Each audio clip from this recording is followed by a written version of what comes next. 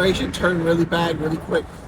One of the guys on the motorcycle ride happened to have a weapon, and he jumps off his bike and runs around in that guy's car and points the gun at the guy. And the guy in the car was outside of his car already, arguing with the guy, but the guy with the gun walks up to him, and I thought he was going to shoot him, but then he hits him on the head. Hits the guy in the head with the butt of the gun, and as soon as he did that, the guy in the car had a weapon behind him, and he pulls it out. Welcome to my channel. My name is Moped. One of the comments that stood out to me was talk about what it's been like here in Tijuana for the last 10 years that I've been here, as far as administrations here, as far as the political administrations, and what I've witnessed as far as how Tijuana has been and the life here. So I've gotten to witness different things since I've been here, different politics, and I have caused different things. I know that our past president, he didn't really want to solve crime. He was about hugs and not bullets. So he focused on keeping it nice with the criminal organizations, That was his view.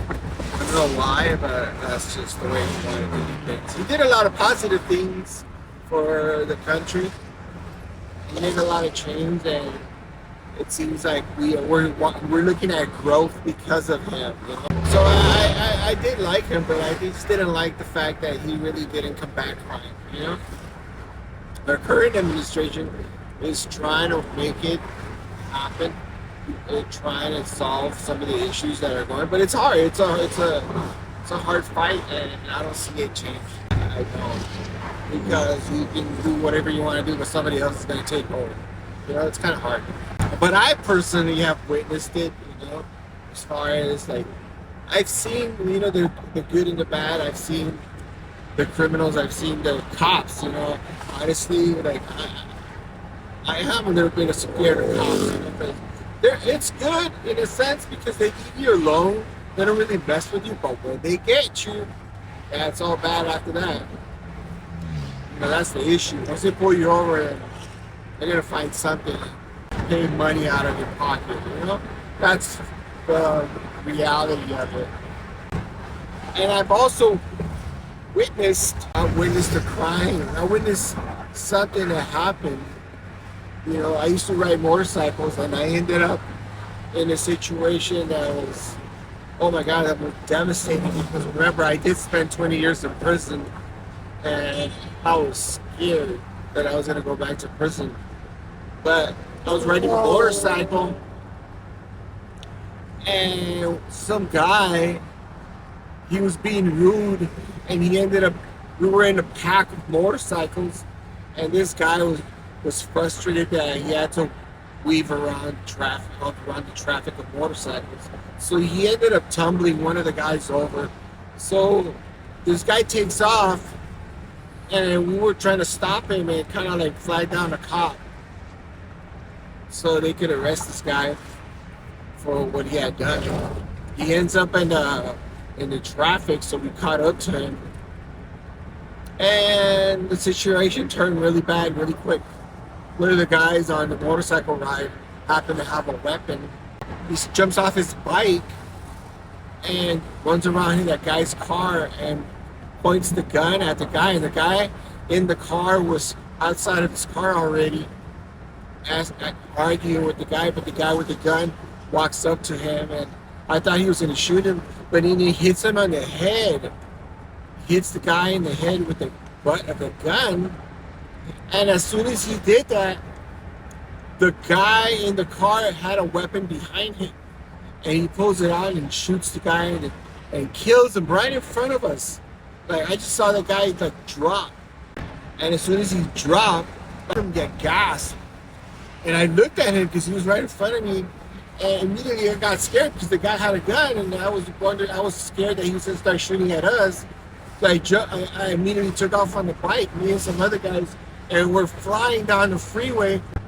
There was already a roadblock, which was kind of weird, but there was a roadblock because that had just happened. So they pulled us over, and immediately as soon as they pulled us over, they arrested us. And it turns out that the guy was the guy who killed the dude on the motorcycle was a cop. So he was defending himself, and rightfully so. Honestly, I witnessed it. He kills the guy in defense because the guy did pull out a gun on him and pistol whip him. So this guy had the legal right to kill him, you know. But unfortunately, we didn't know that he was a cop. But before all this happened, we were arrested, and all the cops were coming. And they were right there. They came to the scene where they had us arrested. But where I got to see how corrupt things can be was that all these cops were trying to talk to us and ask us questions. And immediately, I was trying to tell them what was happening and what I had witnessed. But they were telling me, like, shut the hell up. Like, you're going to jail. We don't want to hear your story. We're going to blame all this on you because you guys are the ones looking for trouble. We don't care what happened. It's you guys. You guys did this. And because of you guys, you're going to jail. It's your guys' fault. Immediately, like, there was no, like, what happened or no, nothing. They were already planning a story, right? On us. And I was in shock. I was like, what? Like, what do you mean? I just got away from a guy who had a gun. He was trying to shoot at us. But because the guy was a cop, they were already defending his buddy, and we were going to go to jail for that. But what saved us, and thank God for this, that some other guy who got arrested, he went the opposite way and got arrested. He happened to have a GoPro. And when they reviewed the camera at the station, when we were all at the station getting processed, they saw the video and immediately they let us go. They're like, all right, we saw what happened. You guys weren't involved. You know, it was just that guy. And that saved us. If it wasn't for that camera, we would have been in jail for this crime. I know we would have, because the way that the cops, detectives that we have here in Mexico, they were trying to pin it on us that we were the ones, the reason why this happened. So yeah, we were released. But that's when I realized, because I remember, like, when we were at the station, the cops was telling me, like, man, this is Mexico. This ain't the United States. He told me that, like, this is the way things run right here. You know, stay out of it. You know, don't try to get involved. Don't try to do nothing over here. You can't be a witness to anything, because we don't, you know, it's not like over there that they're going to investigate. Right here, whatever we think it's happened, it's what happened. You know, and he basically told me, like, don't ever get yourself involved in anything. Don't ever try to be a witness to anything, because you're going to come out bad, because you don't know who you're dealing with, especially here. He told me like that. So, you know, just stay out of anything. Even if you see something, just keep your mouth quiet and just keep going. That's what he told me. And I was like, okay. Well, that day I was trying to leave, you know. Unfortunately, I got arrested and they were trying to blame it on me. But that's just the way things are right here. And you know, like, you just gotta be very careful, you know, and stay out the way of everything, because you never know. You know, you never know right here, and the legal system right here is horrible. So you will go to jail for anything. So might as well just keep your nose clean and just be a good guy and stay out of the way. But that's just what I've witnessed. You know, I've witnessed so many other things, you know. One of the things that stood out to me that particular day was that what he said. Look at that hummingbird behind me. You see that hummingbird? We got a little feeder right there. He comes out every single day, a couple times a day. But yeah. So one of the things that the cop told me, or I don't remember which one had told me, but as we were barely getting arrested, the guy tells me, he's like, in Spanish, you know, I'm gonna say it in Spanish, and it's kind of vulgar, but that's the way that they speak right here.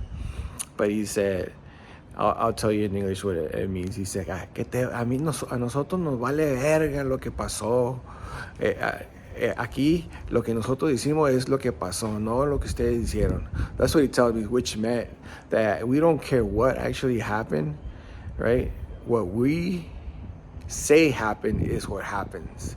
So I remember that, and I was scared because I was like, damn, it's true. Because, you know, first of all, it's not like anybody's gonna help us out of the situation, and it's us, it's their word, you know.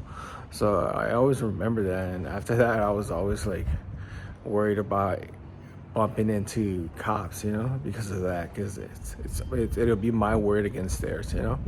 So given that, I mean, not to say that they're all corrupt, of course not, you know, but you know, there's a few people, there's a few cops who are, you know, cops who ain't, you know, so it's not always like that. So this is the reality of TJ, you know. I know TJ is composed of different areas, you know, good areas and bad areas. I'll show you the good areas as well. You know, I'm not gonna hate on TJ. I love my country. I love my city, you know. But for the most part, you know, this is the reality of right here, living right here in TJ. You know, it's the rich and the poor, you know, just like everywhere else, I guess, yeah. But, you know, I wanted to say that, you know, in a lot of the TikTok videos that I post, you know, which are short form, a lot of people tell me like, TJ, why are you showing the bad side of TJ and not all of TJ's like that? Yeah, of course, it's the truth. And they say TJ is safe. It's not unsafe, you know, because I say a lot of times that, you know, it can be dangerous. And people are like, no, TJ is very safe. I'm thinking like, okay, well, where do you live? You know, like, I'm like, I don't know where you live, you know, because honestly, where do you live? You're living in a private residential area that's not exposed to crime or tucked away from crime, you know, and that's the reality of it. You know, a lot of the people don't live in particular areas where they're going to be exposed to it. But this is it right here. This is the real TJ. I wanted to touch on somebody's comment, which is, I think I mentioned it earlier, where they wanted to know how it's been for the last 10 years. And I've seen it change in different aspects, and I will be touching on different points where it's like the city, the infrastructure, and how it's evolved, which it is, how more people are coming to live here in Mexico and Tijuana. A lot of them are deported, or they're just moving over here because of economical reasons, you know. It's much cheaper here to live here than it is in the States nowadays for a lot of people. And they're starting to move over here, you know, which is good for the city as well. You know, everybody's welcome. We don't care about, you know, wherever they come from. We love everybody. I think everybody's welcome, you know. But for the most part, you know, if you're gonna live in a particular area that's tucked away, you're not gonna see the reality of TJ, you know. This is a little dog park that we have. It's basically like a tower. It's called La Torres, the Parque de la Torres. I don't really know the exact name, but this is a little small park right here that people bring their dogs to. We're going to be going into the area. It's called La Cacho. This area right here is a little bit more upscale. Things are a little bit more pricey. Rents are more pricier. Boutique type of shops, and the culinary scene is a little bit more hippie, or more hippier. So it's pretty cool right here. We like to come here every once in a while and enjoy a good meal and the ambiance. You know, there's a famous restaurant. It was famous for a long time, but they had to like move out because the rents are getting so expensive that they couldn't even afford the rent. So this little restaurant is basically right there. It was a Mexican restaurant. It was pretty good, you know, but unfortunately they couldn't afford the rent anymore and they got kicked out.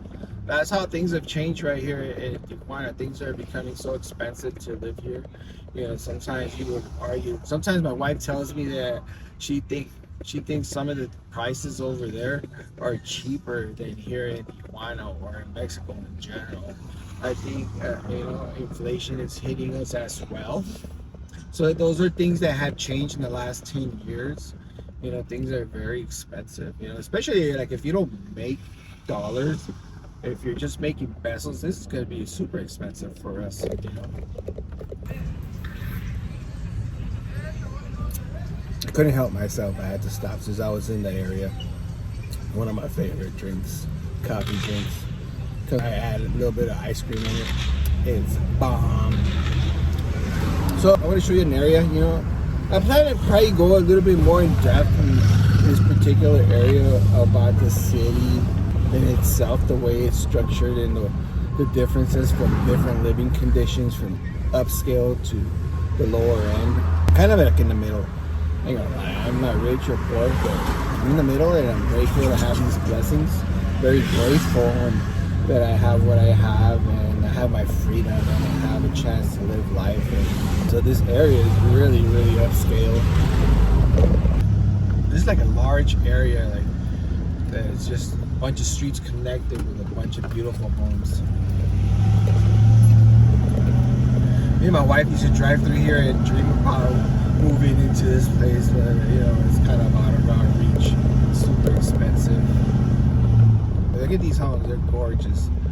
And this is right here in TJ, and this is just one little area, let alone I can show you a bunch of areas here in Tijuana that are like this, that you can't even, if you live in here, you would never know, you wouldn't even think that you're in TJ, because it looks like any typical American neighborhood, expensive neighborhood. But this is centered right in the middle of Tijuana, and all the homes right here are $1 million homes, expensive homes.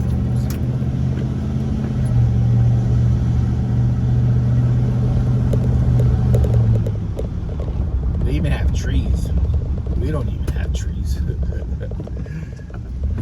Thank you for watching, and this video was made because of somebody's comment, you know. So I hope that you can comment down below. Give me some comment, give me a like, share, comment, and subscribe. But if you have any ideas of what you want me to film about, what do you want me to videotape here in Tijuana, what do you want to see? Give me ideas. More than willing to appease you in the way that I can, of course. But give me suggestions. I'm open to that. I'm barely starting this channel, and I want to be able to share my life here as a devotee, my life here as a Mexican. I know Tijuana pretty well. I've been here for 10 years. I've been deported for 10 years. Pretty aware of life here in Tijuana, and I know the ins and outs of it. So hopefully you can share with me what you would like to see, and I'm more than willing to try to make a video for you. Thank you. I appreciate you watching, and see you on the next time.